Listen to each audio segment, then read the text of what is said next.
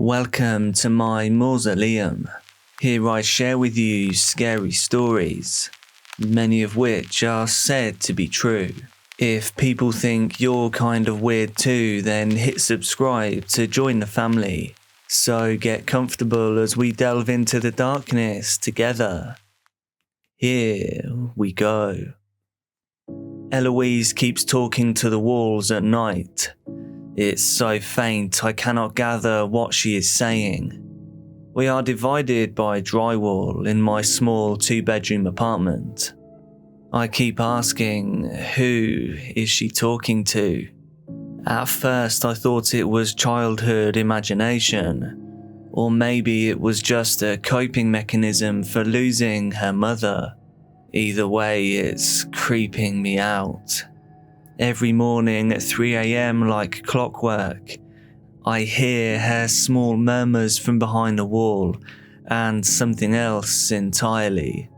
Every morning I bravely sneak right next to the doorway of her room, then slowly lean my head as close as I can get, without my ear touching behind the door.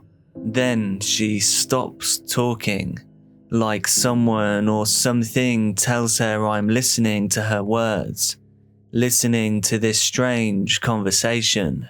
Recently, I placed a baby monitor in her room. Maybe I can put this whole thing to rest, and hopefully she can stop talking through the wall. I waited for 3 a.m. I turned on the monitor, pressing my ear against the speaker, acting as if my head leaning closer to the monitor would make any difference to what I heard. The voice of my daughter responded to something. It was like she was talking to someone, but the baby monitor was only picking up static. Eerily enough, the static replies every time that she stops whispering. It's like it's responding to her every question, if it's even questions that she's uttering. I finally made out a word from my daughter. "Why don't you trust Daddy?" she asked softly. It was like she didn't want me to hear her asking this question. She was so young and so naive. I knew this had to stop. Maybe hiding their remains in the drywall wasn't such a good idea after all. I turned off the baby monitor and waited silently. The faint murmurs from Eloise turned into silence. Dead silence.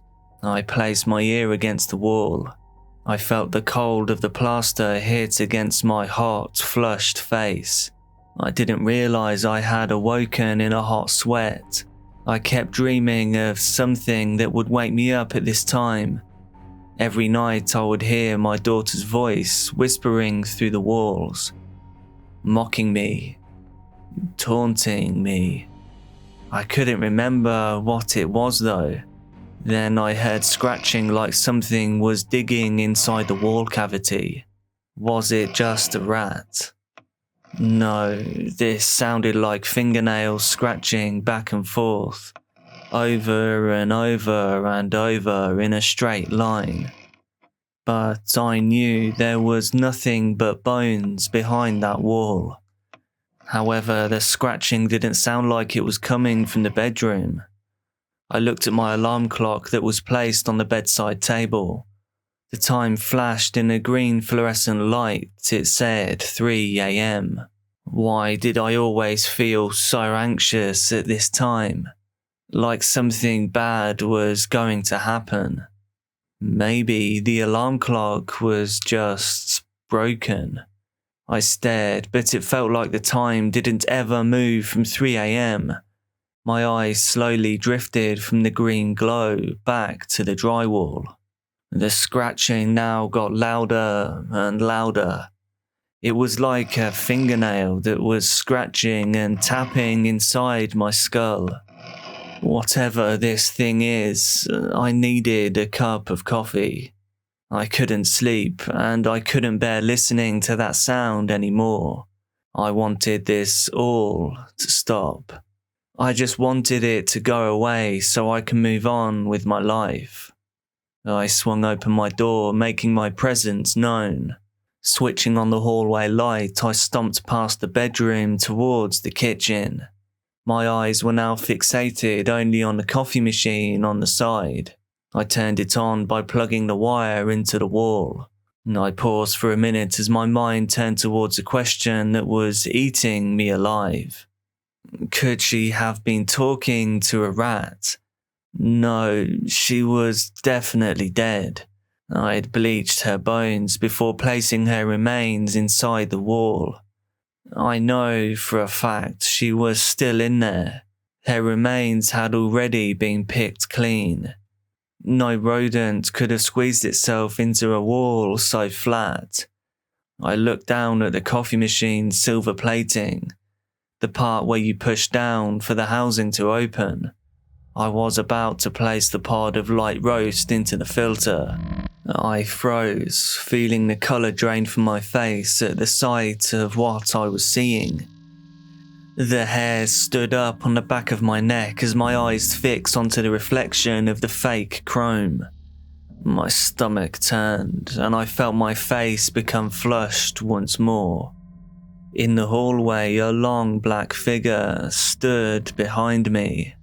It was tall, lanky, a naked woman, half-starved with frizzy, wild hair. Her eyes were whitish grey. I had never seen this thing before. It definitely wasn't Athena, my dead wife. I grabbed a kitchen knife, the very same one that Athena tried to use on me for what I had done. As I turned around in that split second, the thing was gone from the hallway. Was I truly losing my mind? I started to chuckle at the thought of losing my sanity at long last. Then at the end of the hallway, past my bedroom, I started to hear the sound of water dripping in the bathroom faucet.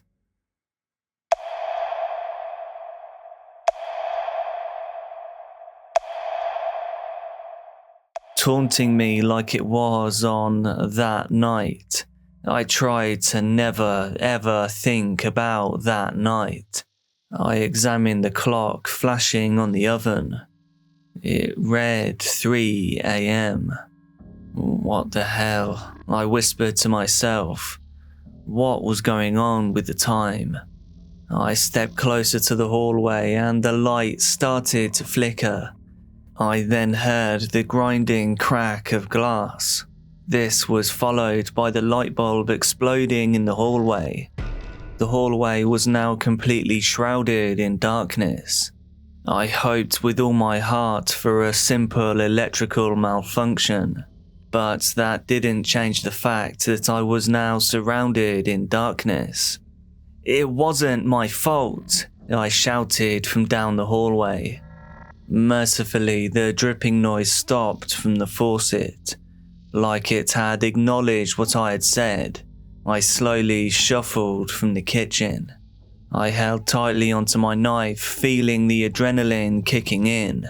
I dragged my feet over to the bathroom as I held the knife up to my chest.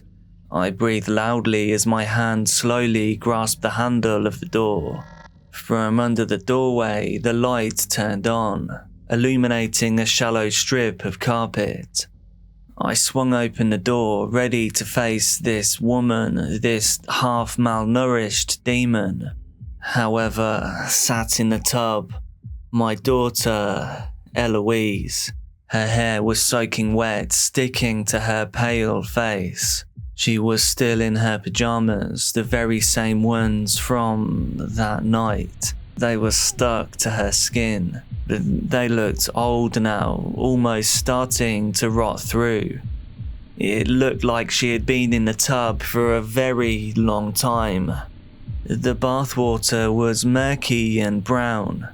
Her big green eyes were staring up at me, looking at me like she realized what I had done, like she remembered that night clearly. Why "Why aren't you in the wall?" was all I was able to ask. I couldn't get my thoughts straight. She just shouldn't be sitting in the bathtub. She gave me a confused look, like I should have already known the answer to this question. "Don't you remember, Daddy?" she asked, like she knew something that I didn't. I stepped backwards. "Right," I said somberly. "You're dead." I drowned her in this bathtub. She wouldn't stop constantly whining about something, about everything. I lost my toy, I grazed my knee, I haven't eaten all day when I was trying to work. Trying to focus on my goddamn book, the book that was going to make me millions. Writer's block really is a devil. Why is it frowned upon for a father to have postpartum depression? Regardless of the child's age, shouldn't I have a little more sympathy? Her useless mother went to her job whilst I worked hard on my story. Athena would always criticize me working on the best novel I could come up with. I was just down on my luck, that was all. And it didn't help that I was stuck watching this brat. When my wife Athena came home, she had seen what I had done. I guess that's when she got this kitchen knife, and I looked down at my hand. The knife was gone. Before I could even contemplate confronting Eloise on what she had done with my knife, the bathroom lights flickered off, and she was gone once more. My heart pounded as I ran out of the bathroom. "Athena!" I screamed in horror and confusion as I ran into the living room. She had to be behind this. She was haunting me. She plagued me when she was alive, and she plagues me now. But I loved her in my way. I knew that this night was her doing. She was trying to punish me. Athena just didn't respond, so I called out to my dead wife once more. "Athena! Athena!" I then heard the scratching, this time from within the hallway. I slowly turned around. I could feel the acid swirling in my guts. Anger and fear filled me as I turned to see what awaited me this time. The woman was now scratching with her loose fingernail on the wall. She was closer this time. Every time her nail would motion up and down, it would loosely fall half off, before being pressed back down onto raw flesh. Her nails held on with a few loose threads of putrid skin. Was this thing the woman, the Grim Reaper, or death? Was it a curse sent by my wife? Or was this deformed beast just my wife herself taunting me with these noises? Was I never allowed a moment's peace then or now? Her broken finger then pointed at me. Without any words, she smiled. This revealed her revolting crooked teeth. Her gums a deeply saturated grey-purple. The look, the point felt accusatory. I turned around trying to run out of the back door, but I stopped. A sudden memory hit me. I cannot leave out the back door. The neighbours, the cops, they all knew it was me. I paid my price. I said to myself, I already paid my price, you old witch. I growled, turning around with a surge of bravery. The creature and I were now face to face, its cold breath flowing through my soul. Instantly, it grabbed me, lifting me from the floor. I was paralyzed, but not just by fear, by some force. It prevented me completely from moving. I was paralyzed, but I could still feel everything. I was trembling without moving. I felt limp like a discarded rag doll. All I could do now was feel her loosened fingernails digging into my neck. I screamed in agony as she squeezed harder and harder. The main thought in my head was how this all felt familiar. In some ways, it felt like the harshness of the rope I put around my neck in the hours after I drywalled my wife, my daughter, into the cavity. What are you? I was able to mutter from my mouth as this hag's lifeless eyes stared back at me. She just smiled back at me with a menacing grin. It was like she was talking to me without having a voice. I think I already knew what she was. I just didn't want to admit that such a thing existed. But she wasn't anyone I knew, nor anyone I'd come across in my sorry lifetime. I don't think she was ever even born into this world. She was something much darker. Darker than anyone could fathom. Looking into her lifeless eyes told me exactly what she was without uttering a word. A new rush of fear flowed through me as she clenched harder and harder at my throat. She leaned in even closer, smiling as she licked her wrinkled lips with her decaying tongue. I was so close to her I could smell her icy breath. It reeked of rotten milk, iron and decay. Her teeth were jagged and uneven. I screamed in a manner I never even knew was possible. My vocal cords shredded as I exhaled. My scream trailed into merely a raspy flow of air. She leaned her face into mine. Her tongue forced its way down my throat. Her jagged, rock-like teeth hooked my tongue. At first, I didn't feel the pain, just a pulling sensation. Then, as my adrenaline faded and my nerves fired, I could feel every tooth latched onto my tongue, caught like barbed fishing hooks.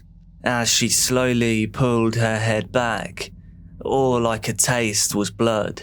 I watched on in horror at her teeth pulling my tongue out of my mouth. All I could do was try to scream, but I could only choke.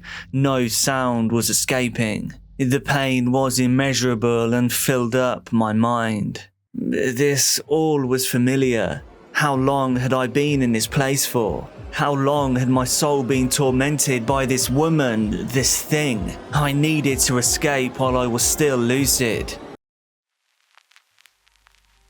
I awoke in a sweat. I am truly in hell.